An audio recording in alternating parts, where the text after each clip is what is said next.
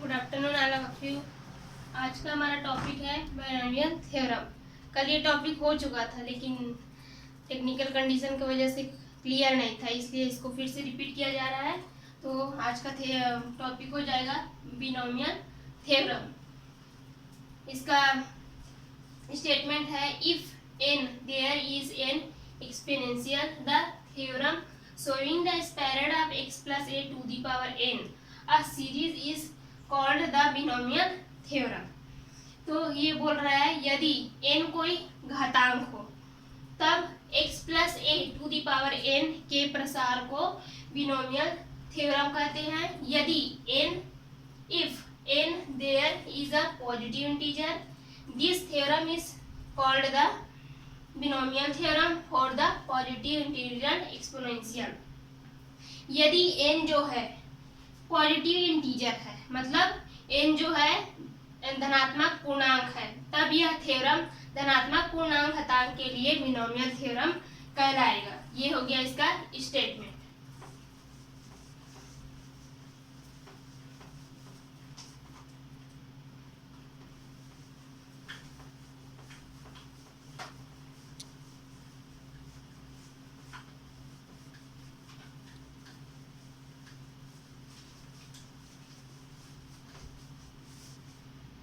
अब देखते हैं नेक्स्ट टॉपिक।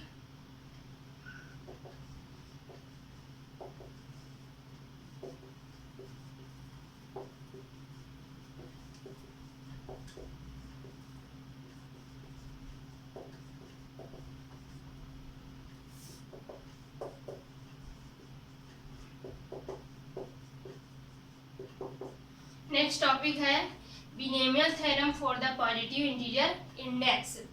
तो ये बोल रहा है पॉजिटिव धनात्मक पूर्णांक के लिए द्विपद प्रमेय। तो धनात्मक पूर्णांक है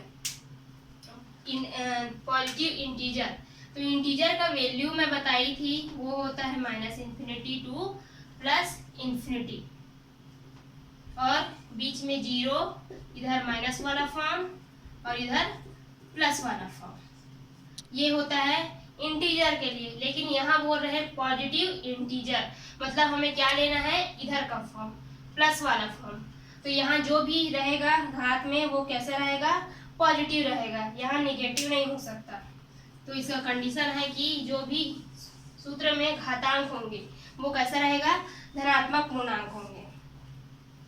अब द्विपद प्रमेय के लिए सूत्र होता है x + a to the power n। तो ये हो गया उसका घातांक जो कि क्या है, धनात्मक है, और ये दो फॉर्म है x + a। इसका प्रसार करेंगे। मैं शुरू में ही बता दी थी कि जो x + a है उसके प्रसार को प्रकट करने वाले सीरीज को क्या बोलते हैं, द्विपद प्रमेय बोलते हैं। तो इसका प्रसार करेंगे तो एक सीरीज बनेगा, उसी को क्या बोला जाएगा, द्विपद प्रमेय बोला जाएगा। तो ये हो जाएगा nc0 x n-0 a 0। ये जो है 0 से स्टार्ट होता है, फिर नेक्स्ट में रहेगा c1 x n-1 a 1 plus nc2 x n-2 a square plus and so on. ये जाएगा n और a to the power n तक। अब इसमें x क्यों नहीं है, तो x जो है यहाँ तक आते आते n भी क्या हो जाती है, x to the power n-n। तो इसकी पावर जो है, x की पावर जो है 0 हो जाती है, तो उसका वैल्यू 1 के बराबर हो जाता है। अब यहाँ दोनों कट जाएंगे तो यहाँ आएगा x 0, और किसी के पावर में 0 मतलब उसकी वैल्यू 1 हो जाती है। इसलिए यहाँ पे अपन रखना चाहे तो ऐसा रख सकते हैं x to the power n-n, तो वो वही हो जाएगा x टू दी पावर 0, और 0 x टू दी पावर 0 मतलब उसकी वैल्यू क्या हो जाएगी, 1 के बराबर हो जाएगी। तो यहाँ अपन लिखेंगे n a to the power n। ये हो गया एक सीरीज। अब देखो अपन इस वाले फॉर्म को देखते हैं। इसमें लिखा है NCR। ये NCR कहाँ से आया, अपन उस दिन बताया परमुटेशन और कॉम्बिनेशन पढ़े थे। तो उसके लिए सूत्र आया था एनसीआर और एनपीआर, याद होगा। इसके लिए भी सूत्र बताई थी, इसके लिए सूत्र बताई थी। इसका सूत्र तो अभी यूज नहीं होगा तो इसको छोड़ते हैं अभी। इसका सूत्र होता है फैक्टोरियल एन माइनस आर और फैक्टोरियल आर, ये होता है इसका सूत्र। इसका सूत्र ये सबके लिए रहेगा ना, N C zero, N C one, N C two and so on, N C N, सबके लिए यही सूत्र रहेगा। लेकिन आर की वैल्यू जो है चेंज होते जा रही है, तो उसके हिसाब से ये भी क्या होते जाएगा, चेंज होते जाएगा। अब देखो ये है इसका फर्स्ट, अपन इसको x to the power n भी लिख सकते हैं। वो कैसे, देखो यहाँ पे सपोज n इक्वल अपन ले लेते हैं 3 ले लिए, अपन मान के चल रहे हैं n इज इक्वल टू क्या है 3 है। इसमें देखो अपन इसमें रखते हैं nc0, इसका मान हो जाएगा फैक्टोरियल n माइनस 0 और फैक्टोरियल 0। n की जगह पे क्या रखना है अपन को, 3 रखना है, तो ये हो जाएगा फैक्टोरियल 3 माइनस 0 और फैक्टोरियल 0 हो गया। अब देखो फैक्टोरियल 0 की वैल्यू मैं जब फर्स्ट में परमुटेशन और कॉम्बिनेशन पढ़ा रही थी तब बताई थी कि उसकी वैल्यू जो है फैक्टोरियल 0 इज इक्वल टू 1 के बराबर होती है। तो यहाँ हो जाएगा फैक्टोरियल 3 अपॉन फैक्टोरियल 3 को 0 से माइनस करेंगे तो 3 ये आएगा, और फैक्टोरियल 0 का वैल्यू किसने के बराबर है, 1 के बराबर है। तब ये दोनों कट जाएंगे तो ऊपर में भी 1 नीचे में भी 1, मतलब उसकी वैल्यू किसके बराबर आएगी, 1 के बराबर आएगी। तो ये समझ में आ गया, इसका वैल्यू जो है किसके बराबर हो गया, 1 के बराबर हो गया। और ये क्या हो जाएगा, n को 0 से माइनस किए तो ये आ जाएगा x to the power n, और a की पावर 0 है, मतलब उसकी भी वैल्यू किसके बराबर आएगी, 1 के बराबर आएगी। तो यहाँ अपन nc0 xn माइनस 0 और a टू द पावर 0 भी लिख सकते हैं, या फिर हमें ये नहीं लिखना है तो हम सिर्फ x to the power n भी लिख सकते हैं, वो भी सही है।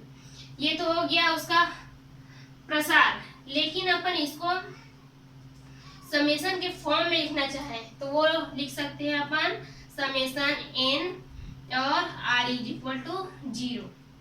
क्यों, क्योंकि देखो n की वैल्यू तो वैसी ही है, लेकिन r की वैल्यू जो है 0 से स्टार्ट हो रही है, एंड सो ऑन कहाँ तक जा रही है, n तक जा रही है।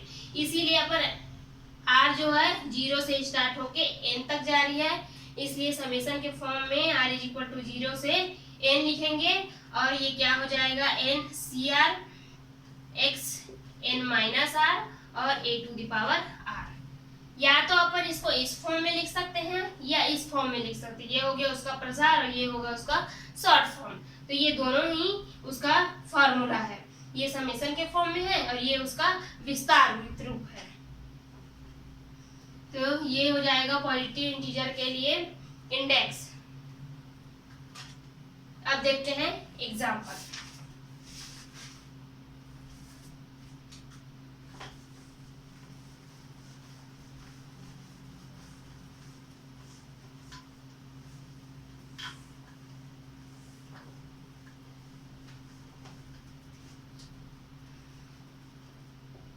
Example 2x plus 3y to the power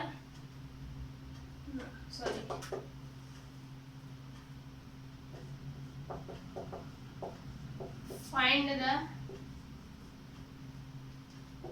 extension of 2x plus 3y का पावर 4।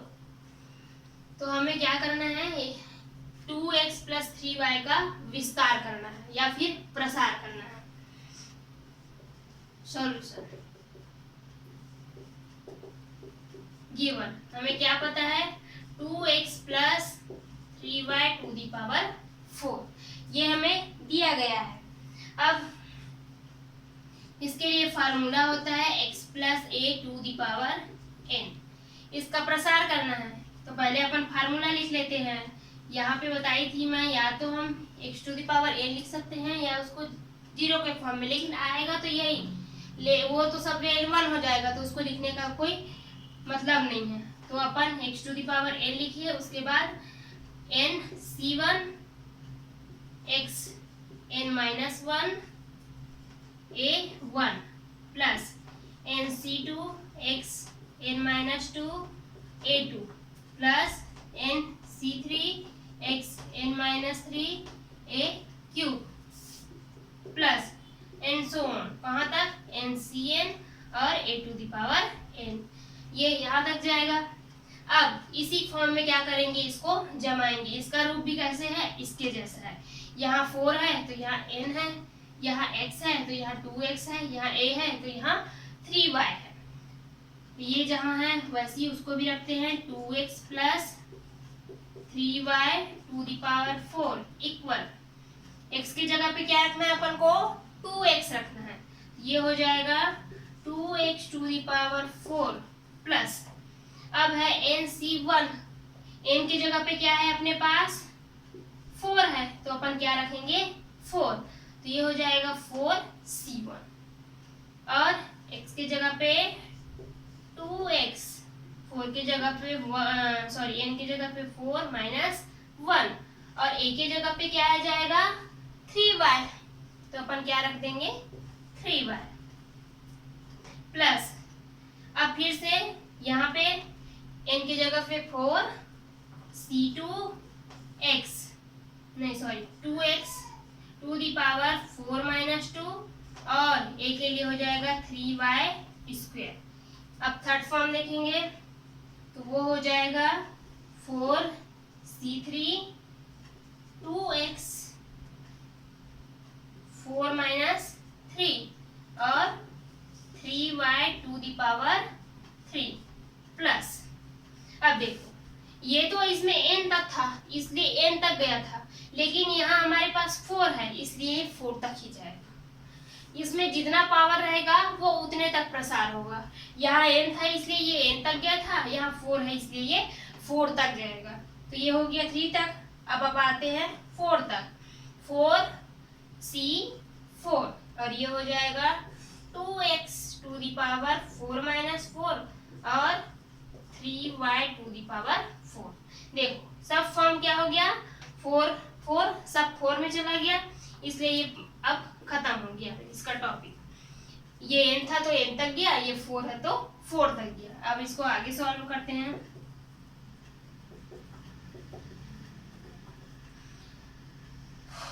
तो ये हो जाएगा, इसका करोगे तो 2 को 4 बार मल्टीप्लाई करोगे तो 16x टू दी पावर 4 और इसको प्रसार करना है तो ये हो जाएगा फैक्टोरियल के फॉर्म में प्रसार करेंगे ना, तो ये फैक्टोरियल 4 अपॉन फैक्टोरियल 4 माइनस 1 और फैक्टोरियल 1 और 2x टू दी पावर 3 और 3y प्लस, इसको फिर से प्रसार कर देते हैं तो क्या हो जाएगा फैक्टोरियल 4 माइनस 2 और फैक्टोरियल 2, इसका हो जाएगा 2x टू दी पावर 2 और 3y, इसका क्या हो जाएगा 9y स्क्वायर प्लस, इसमें आते हैं तो ये हो जाएगा factorial 4 upon factorial 4 minus 3 factorial 3 और इसका क्या हो जाएगा 2x टू दी पावर 1 और इसको करेंगे तो ये हो जाएगा, इसको 3 बार मल्टीप्लाई करेंगे तो ये हो जाएगा 27y क्यूब प्लस, इसको करेंगे तो ये 1 के बराबर होगा, क्योंकि जैसे ये लास्ट ये फर्स्ट वाला बताई थी ना, वैसे ये लास्ट वाला भी होता है, बट इसमें ये दोनों क्या होते हैं 0 के बराबर y वाला फॉर्म रह जाता है, इसमें x वाला फॉर्म था।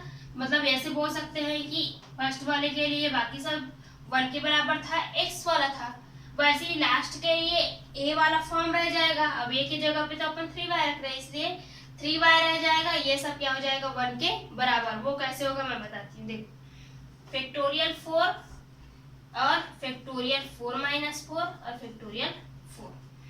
आर के जगह पे भी 4 है, इनके जगह पे भी 4 ही है, और ये हो जाएगा 2x टू द पावर 0 और ये हो जाएगा 21 y to the power 4।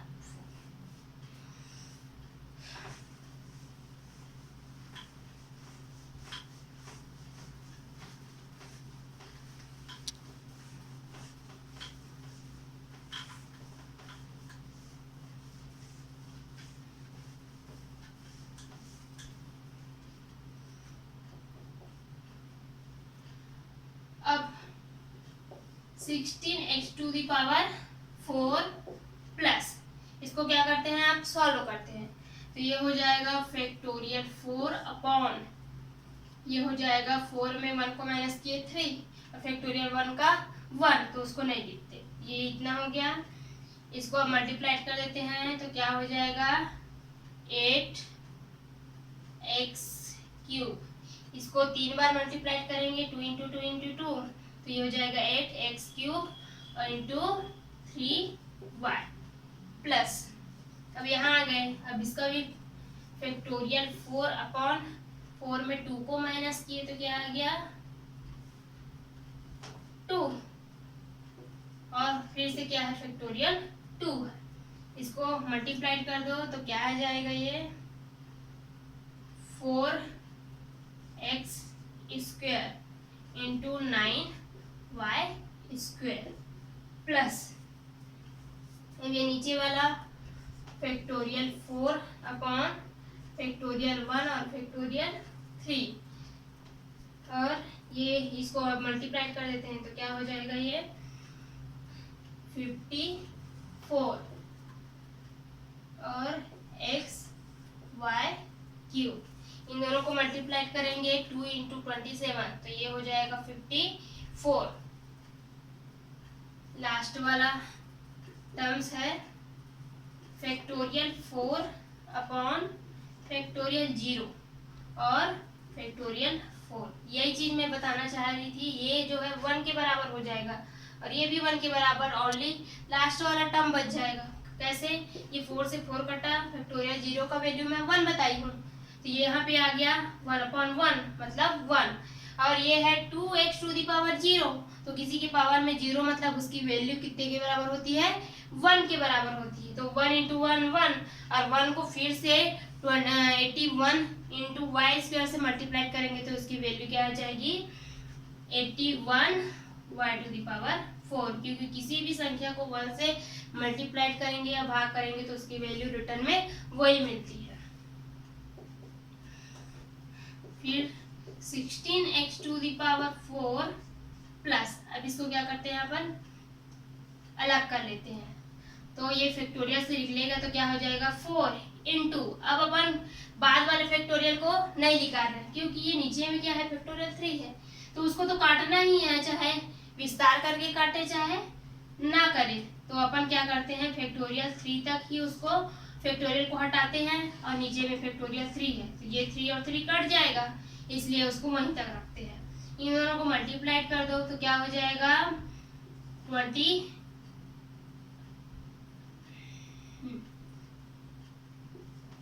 24x cube y plus, अब देखो इसको क्या करेंगे अपन, इसका फैक्टोरियल हटाएंगे तो ये x 4x into 3 into factorial 2 यहाँ तक करते हैं। अब एक फैक्टोरियल को क्या करते हैं अलग कर लेते हैं 2 इंटू 1 और इसको वैसे ही रखते हैं, तो ये दोनों फैक्टोरियल क्या हो जाएंगे कट जाएंगे, और ये 2 भी 4 से कट जाएगा तो यहाँ आ जाएगा 2, इन दोनों को मल्टीप्लाई करोगे तो क्या हो जाएगा 36x square y square plus, अब फिर से वैसे ही करना है फैक्टोरियल हटाना है तो ये 4 इंटू फैक्टोरियल 3, नीचे को भी देखना है कि क्या है क्योंकि हमें काटना है चाहे जैसे भी काटना है, तो ये आ जाएगा फैक्टोरियल 3 इंटू ये दोनों कट गया इंटू क्या है 54xy क्यूब, और एक टर्म ये है तो ये क्या है ये तो कट गया और फैक्टोरियल 0 की बताई हम वैल्यू 1, तो ये जो है 1 हो जाएगा और इसके साथ मल्टीप्लाइड होगा तो वो 81 टू दी पावर 4 हो जाएगा।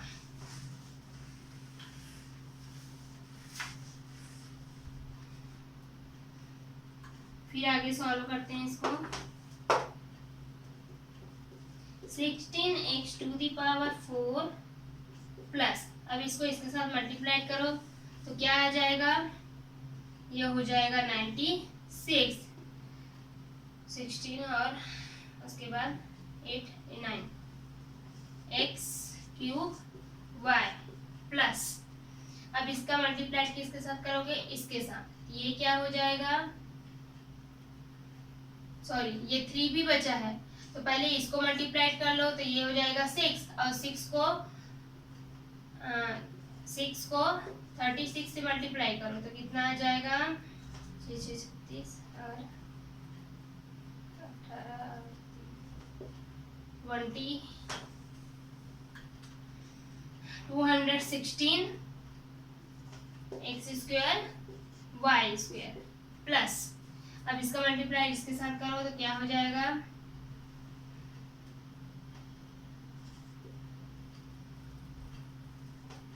ये भी हो जाएगा 216 x y cube plus last वाला क्या है 81 y टू द पावर 4। तो देखो इसमें एक चीज और नोटिस करना, फर्स्ट वाला टर्म क्या था, x टू द पावर 4 था, तो लास्ट वाला टर्म भी क्या है, x टू द पावर 4 है। अब देखो इधर ये लास्ट इसको देखना ना वेरिएबल को, तो ये है x क्यूब y, तो इधर भी क्या है, फॉर्म चेंज हो जा रहे हैं ना, यहाँ x था तो वहाँ y है, तो इधर x क्यूब है तो उधर क्या रहेगा, y क्यूब रहेगा, और x अकेला, इधर y अकेला है तो इधर x अकेला हो जाएगा। और इसमें देखो ये दोनों का जो x और y है दोनों का घात क्या है, सेम है, तो ये चीज भी उसमें मायने रखती, मतलब ये इसका अगर 4 घात है तो उधर भी 4 घात आएगा, इधर x क्यूब है तो उधर y क्यूब होगा, ऐसा ये फॉर्म बनता है। ये लास्ट वाला जो है उसका आंसर।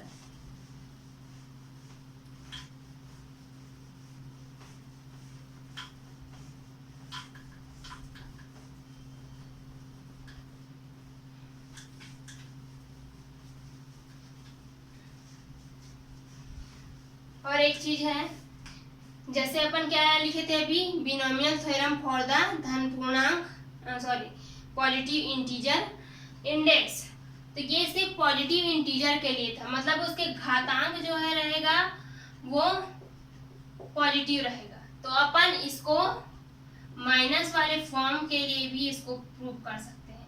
अगर माइनस वाले फॉर्म के लिए प्रूव कर रहे हैं तो इसका सूत्र में थोड़ा सा चेंजिंग रहता है, वो चेंजिंग क्या रहता है मैं बताती हूँ।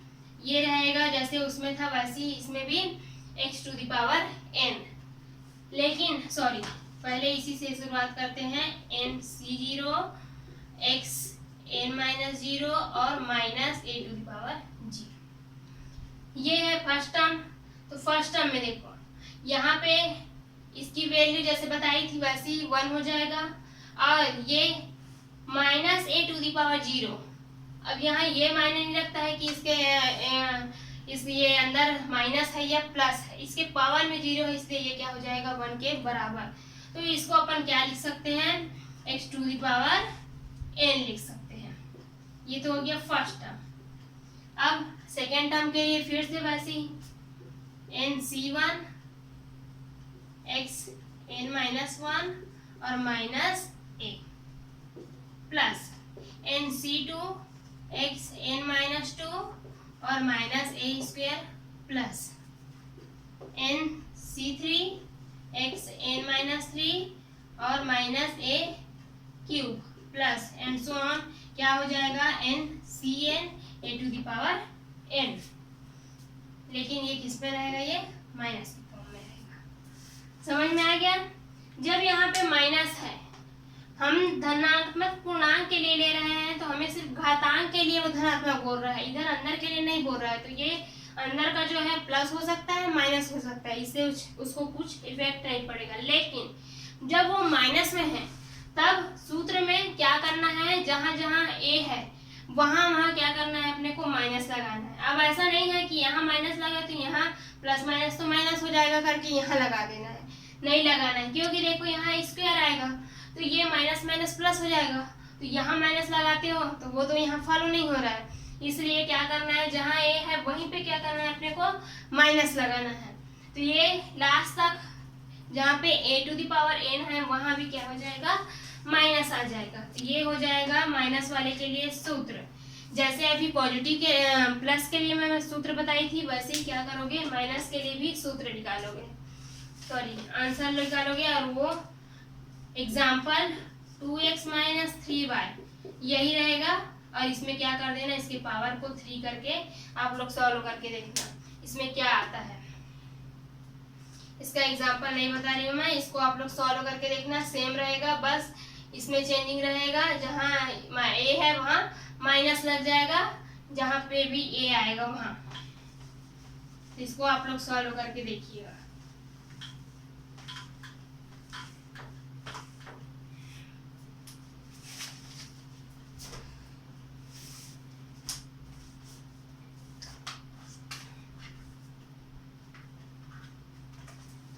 अब देखते हैं जनरल टर्म। अब देखते हैं इसका जनरल टर्म को बोला जाता है व्यापक रूप। किसका व्यापक रूप, द्विपद प्रमेय का व्यापक रूप। तो अपन सूत्र क्या था, अपन द्विपद प्रमेय के लिए x plus a to the power n था। इसको फिर से प्रसार करके जैसे लिखे थे वैसे ही लिखते हैं। ये हो जाएगा nc0 xn-1 और a0। ये हो गया इसके लिए फर्स्ट टर्म। सेकेंड टर्म क्या था, nc1 xn-2 a1 plus nc2 xn-3 a square plus nc3 xn-4 और a सॉरी यहाँ में गलत कर दिया, यहाँ आएगा 2, यहाँ भी 2, यहाँ 3, तो यहाँ 3 और यहाँ भी 3 प्लस एन सो ऑन कहाँ तक जाएगा, ये n cn और a to the power n तक जाएगा। अब ये है जनरल टर्म्स। हमें क्या देखना है, टर्म्स। ये हो गया फर्स्ट टर्म, ये सेकेंड टर्म, ये थर्ड टर्म, ये fourth term, and so on कहाँ तक, एन टर्म्स तक। तो अपन इसको एक एक टर्म में बांट लेते हैं। तो ये हो जाएगा फर्स्ट टर्म। अब फर्स्ट टर्म लेना है और टर्म है तो अपन इसको क्या ले लेते हैं, t1। फर्स्ट टर्म है तो 1 ले लिए, t1 इज इक्वल टू क्या हो जाएगा, first term n c0 xn-1 a0। अब सेकेंड टर्म वो क्या हो जाएगा, nc1 xn-1 और a1। t3 ये क्या हो जाएगा, nc2 xn-2 और a square and so on, या फिर ऐसे एंड सो ऑन। अपन को व्यापक रूप में सूत्र किसका निकालना रहता है, tr+1 का। देखो यहाँ क्या है, tr+1। और इसमें एक चीज नोटिस करना, जब ये t1 था तब इसकी वैल्यू क्या थी, 0 के टर्म में थी। इसकी वैल्यू जो है 0 के टर्म में थी। अब जब ये 2 था तब ये 1 के टर्म में था, ये 3 हुआ तो ये 2 के टर्म में। मतलब क्या हो रहा है, ये जब 1 है तो ये 0 है, ये 2 है तो 1 है, ये जो है इससे एक कम है। तो ये इसमें इस क्या है, r+1 है। मतलब इसके जो भी टर्म्स रहेंगे लास्ट वाला वो कैसे रहेगा, जैसे n c r+1। लेकिन हमें इसे कम चाहिए, ये तो ज्यादा है, देखो ये 3 है तब ये 2 है और ये 2 है तब ये 1 है। तो हमें क्या करना है, इसमें कम करना है। तो अपन यहाँ क्या कर दे, -1। अब r है, r को ऐसे एक साथ तो ऐसे ऐड नहीं कर सकते हैं। जैसे अपन 2+1 करते हैं तो ये 3 में शामिल हो जाता है, 1 जो है 2 में आ गया तो वो 3 बन गया। वैसे r को तो नहीं कर सकते, इसलिए उसको अलग से ही लिखना पड़ेगा। तो ये r+1 -1 हो जाएगा। और x में करेंगे तो क्या हो जाएगा, n - r+1 और -1। a के लिए क्या हो जाएगा, a r+1 और -1, ये दोनों रिप्लेस हो गया, ये भी और ये। तो अपन के पास बच क्या गया, t r+1 इक्वल NCR और x n - r और a⁴ तो अपने पास t r+1 के लिए जो फॉर्मूला आ रहा है वो क्या आ रहा है, NCR into x n - r और a⁴ इसी को क्या बोला जाता है, जनरल टर्म्स बोला जाता है, किसके लिए, द्विपद प्रमेय के लिए या फिर बिनोमियल थ्योरम के लिए। इतना क्लियर है। अब इससे रिलेटेड एग्जांपल देखते हैं।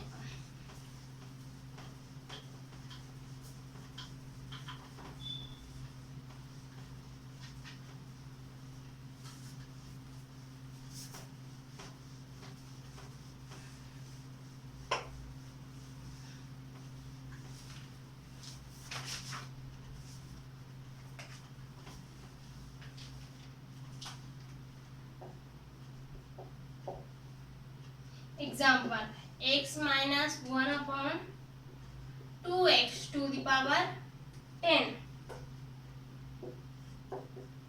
Fifth term from the end in extension of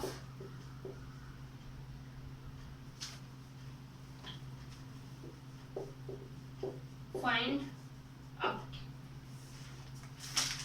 question है x - 1/2x⁴10 fifth term from the and in the extension of find out.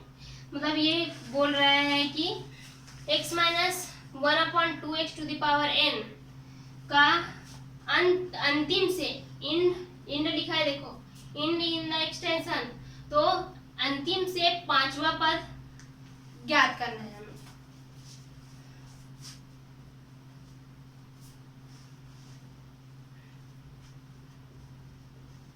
Solution,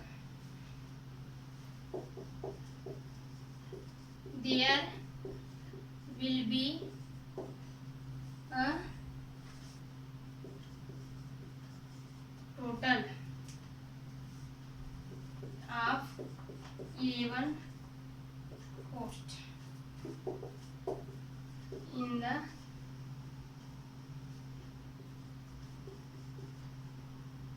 expansion. There will be a total of 11 posts in the expansion. ये बोल रहा है कि इसका विस्तार 11 post में होगा। वो कैसे होगा, देखो कहाँ से स्टार्ट हुआ था, x जो है, x के लिए देखना है ना, क्योंकि ये जो है n जो है x को लेके चलता है, तो ये कहाँ से स्टार्ट होता है, ये x⁴ 10 होगा सबसे पहले, क्योंकि x⁴ क्या रहता है, n रहता है। उसके बाद सेकेंड के लिए क्या हो जाएगा, 10 - 1 x 10 - 2 x 10 - 3 x 10 - 4 x 10 - 5 x 10 - 6 x 10 - 7 और x 10 - 8 x 10 - 9 x 10 - 10। अब इसको काउंट कर लो कितना है, 1 2 3 4 5 6 7 8 9 10 11। तो ये बोल रहा है, देखो there will be a total of 11 post in the expansion. जब इसका एक्सपांशन किए तो कितने पोस्ट हो रहे हैं, 11 पोस्ट हो रहे हैं। इसी को बोला गया है कि इसका जो पोस्ट रहेगा वो कितना होगा, 11 पोस्ट होगा। तो देखो 1 2 3 4 5 6 7 8 9 10 11। ये क्यों लिख रही हूं मैं, क्योंकि ये क्या बोला गया है, अंतिम से पांचवा पद। अंतिम से पांचवा पद बोला गया, तो अंतिम से पांचवा पद काउंट कर लेते हैं। 1 2 3 4 5, ये हो गया अंतिम से फिफ्थ हो गया।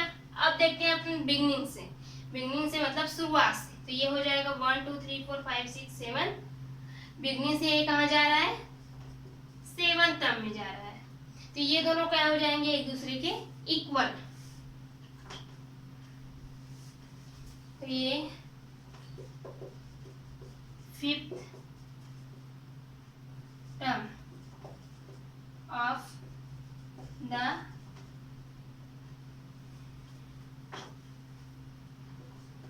एंड इक्वल क्या हो जाएगा, 7th term of the beginning.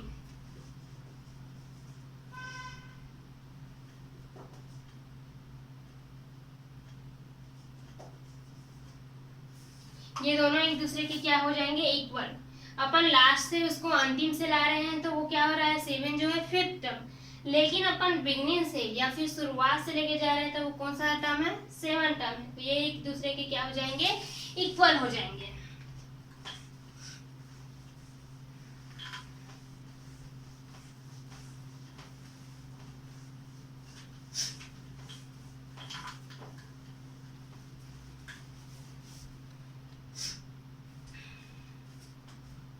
अब अपन क्या करते हैं, अपन किसके लिए देख रहे हैं एग्जांपल, व्यापक रूप के लिए। तो जो व्यापक पद के लिए या फिर जनरल टर्म्स के लिए, तो उसके लिए जनरल टर्म्स के लिए सूत्र होता है TR+1 इक्वल NCR x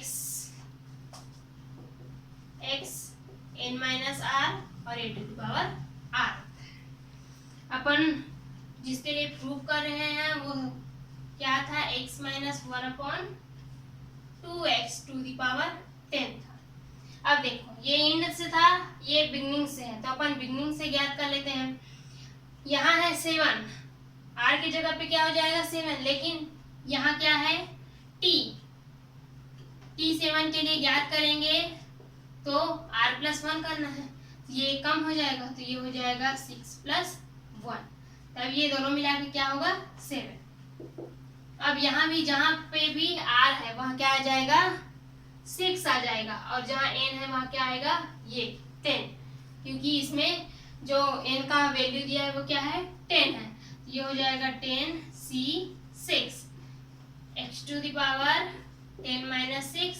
और इसको देखना है ना, यहाँ माइनस है तो यहाँ भी क्या हो जाएगा -2x, और r की जगह पे क्या आ जाएगा 6 आ जाएगा।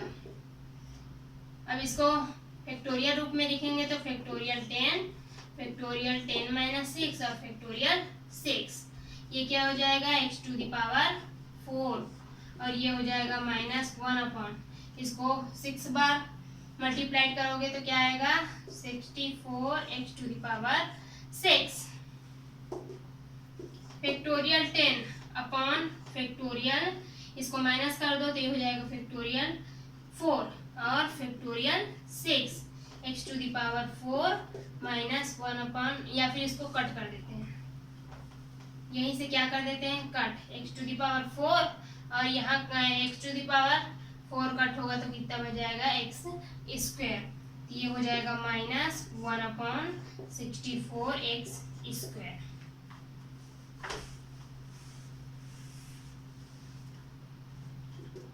अब इसको क्या कर देते हैं अपन, फैक्टोरियल से हटाते हैं, तो ये हो जाएगा कहाँ तक हटाएंगे 6 तक, क्योंकि फैक्टोरियल 6 अपने पास है।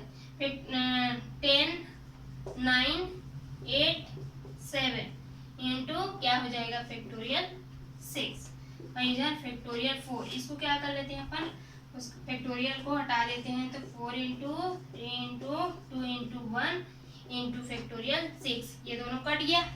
अब जो कट रहा है उसको और काट देते हैं, पहले इसको लिख लो 1/64x², ये 4 जो है 8 से कट जाएगा 2 बार में, ये 2 से 2 कट गया, 3 कट जाएगा 9 से 3 बार में।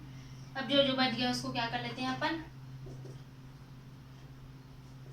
मल्टीप्लाई कर लेते हैं, ये कितना हो जाएगा 21। और कुछ कट रहा है क्या? एक टर्म और कट जाएगा, वो है नीचे अपने पास है -64x² है। इसको 10 से काट दो तो क्या हो जाएगा, ये 5 बार में कटेगा और ये हो जाएगा 32। अब उसको मल्टीप्लाई करते हैं।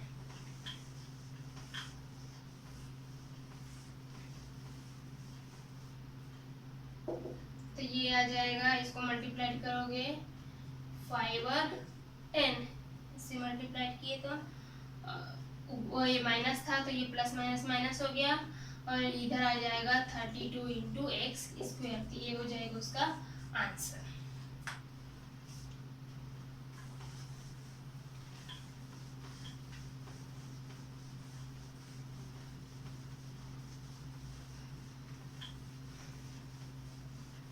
अब नेक्स्ट टॉपिक है मिडिल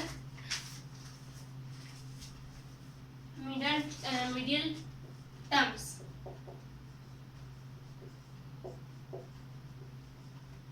मिडिल टर्म्स या फिर मध्य पद। अब देखो x प्लस a⁴n, इसमें पदों की संख्या जो है कितनी होती है, n+1 होती है, क्योंकि इसका पद जो है एक एक करके क्या होते जाता है, बढ़ते जाता है।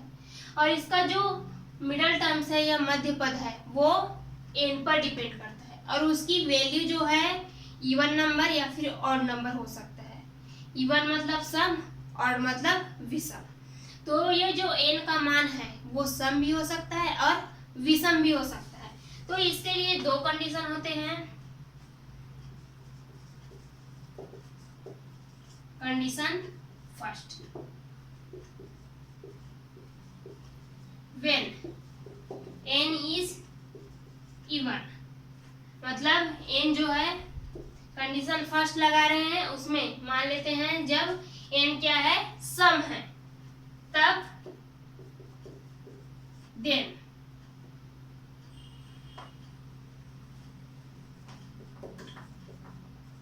mid term is n/2 + 1। जब n सम है तब मिड टर्म क्या है, उसका मध्य पद n/2 + 1 है। मतलब जब n जो है सम है तब उसका मध्य पद जो है n/2 + 1 के बराबर होगा। Condition 2,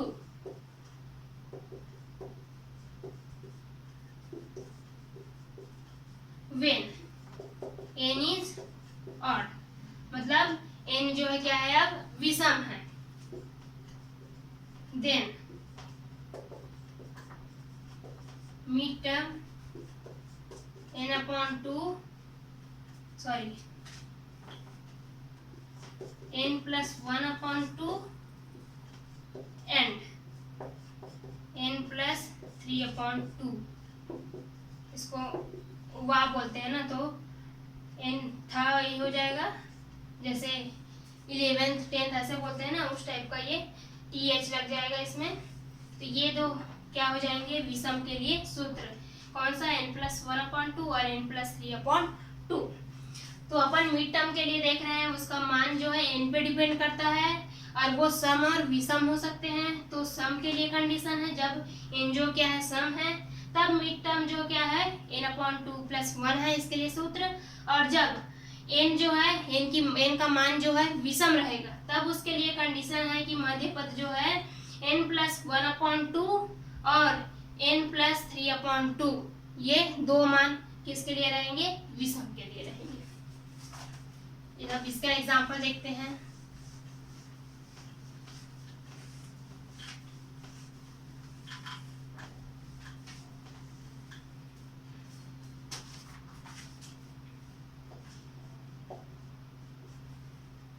example x - 1/x to the power n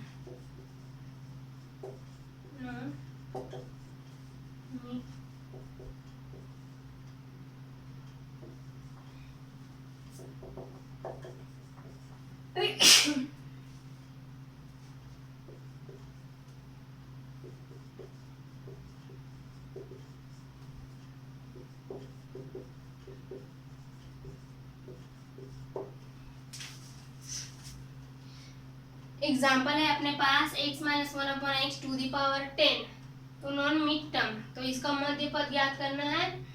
तो प्रूव करते हैं इसको, या फिर सॉरी सॉल्व करते हैं। तो यहाँ देखो गिवन हमें क्या दिया गया है, x minus 1/x to the power 10 दिया गया है, ये है।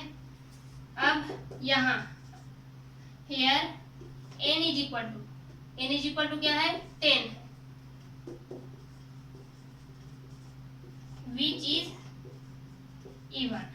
जो ये 10 है वो क्या है, इवन है, मतलब सम है। तब सम के लिए सूत्र क्या बताए थे, देन फार्मूला क्या हो जाएगा, n/2 प्लस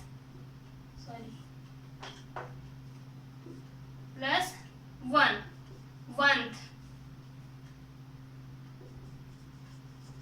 टर्म्स, ये हो जाएगा उसके लिए फार्मूला। तो अपन n की जगह पे क्या रख देंगे, 10 रख देंगे, 10/2 प्लस 1। इसको सॉल्व करेंगे, एलसीएम निकालेंगे तो क्या आ जाएगा, नीचे 2, 10 प्लस 2,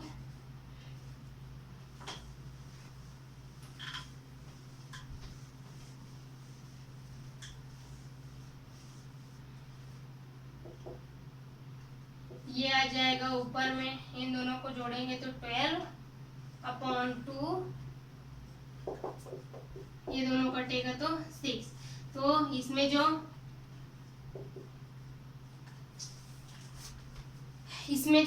r की वैल्यू आ रही है 6 आ रही है 6, तो ये r की वैल्यू हो गई, और n की वैल्यू क्या थी, 10 थी। तो अपन इसको किस में रखेंगे, जो अपन व्यापक पद के लिए सूत्र है। अब ये तो 6 आया है, ये आंसर तो नहीं हो सकता, अपने को क्या करना था, उसका मिड टर्म बताना था। तो ये तो मिड टर्म नहीं है, ये क्या है, सिर्फ उसका कितना पद है वो बता रहा है। तो अपन क्या करेंगे, n इज इक्वल टू 10 और r इज इक्वल टू 6 रख के इसका वैल्यू निकालेंगे। तो इसके लिए जो अपन जनरल टर्म्स के लिए फार्मूला अप्लाई किए थे उसको रखेंगे, वो आ जाएगा tr+1 equal ncr x n-1 a to the power r। इसमें क्या रखेंगे, n इज इक्वल टू 10 और r इज इक्वल टू 6। तो ये देखो अब यहाँ भी r इज इक्वल टू कितना है, 6 है, तो वो एक कम हो जाएगा। तो यहाँ t6 equal t5+1, r is equal to आ जाएगा 5। पहले तो 6 रख रहे थे, लेकिन इस कंडीशन में क्या होता है कि एक कम हो जाता है। तो ये एक कम होगा, तो कैसे कम होगा, ये 5+1 करेंगे, तो 5+1 कर रहे हैं तो r की वैल्यू जो क्या हो जा रही है, 5 हो जा रही है। अब उस 5 से ही इसको आगे प्रूव करना है। तो ये हो जाएगा 10c5x 10-5 a to the power 5। Sorry, अपन को क्वेश्चन के हिसाब से माना है, सॉरी।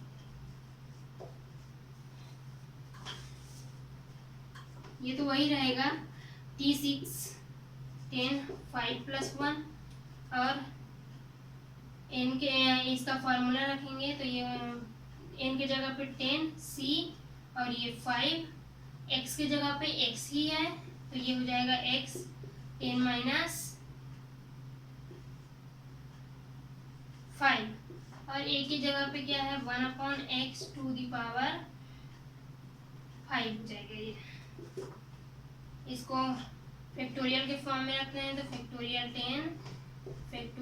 10-5 और फैक्टोरियल 5, ये हो जाएगा h टू द पावर 5, और नीचे हो जाएगा -x टू द पावर 5। ये 5 और ये 5 कट गया, तो उससे बचा क्या, माइनस, और इधर क्या है, कुछ नहीं, मतलब प्लस है, तो प्लस माइनस कितना हो जाएगा, माइनस। तो अपन सामने में इसको माइनस को लिख दिए हैं, उसके बाद उसको सॉल्व करते हैं। ये हो जाएगा फैक्टोरियल 10 और इसको ब्रैकेट में रख देते हैं, ये हो जाएगा फैक्टोरियल 5 और फैक्टोरियल 5। माइनस, इसका फैक्टोरियल खोलते हैं तो ये क्या हो जाएगा 10 into 9 into 8 into 7 into 6 into factorial 5। इसको 5 तक ही करते हैं क्योंकि फैक्टोरियल 5 है तो वो उससे कट हो जाएगा, लेकिन एक को फैक्टोरियल से हटाना पड़ेगा तो क्या हो जाएगा 5 into 4 into 3 into 2 into 1 into factorial 5। ये और ये कट गया। अब जो बचा है उसको भी काट लेते हैं अपन।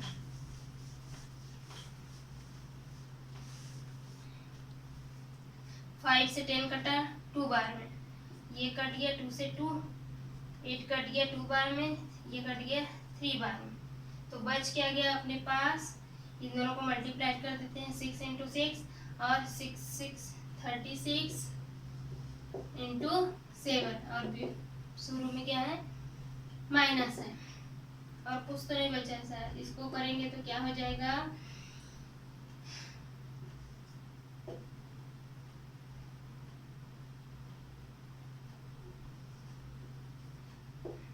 तो ये हो जाएगा 252।